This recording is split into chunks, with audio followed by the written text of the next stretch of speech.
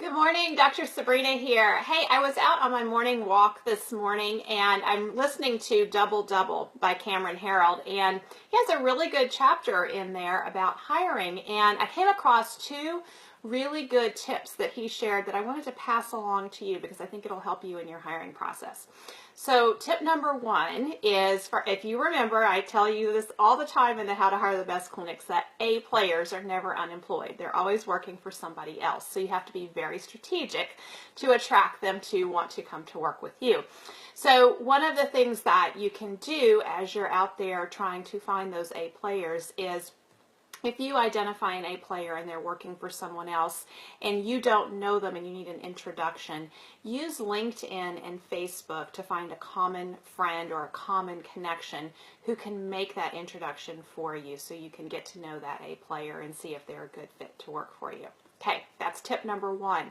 Tip number two is really good, and it falls right in line with everything that I teach you about the hiring process being a filtering process.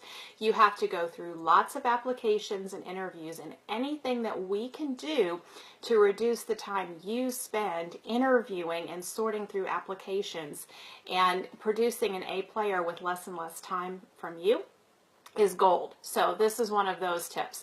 So what you can do is, if you accept applications online, when an application comes in, set up an auto reply that goes out that thanks the person for submitting their application. Include a description of your vision, or a full, even better, he doesn't say this in the book, this is what I would suggest, is you get on video and you talk about your 3-year vision for your business and weave in your immutable laws as you describe your vision.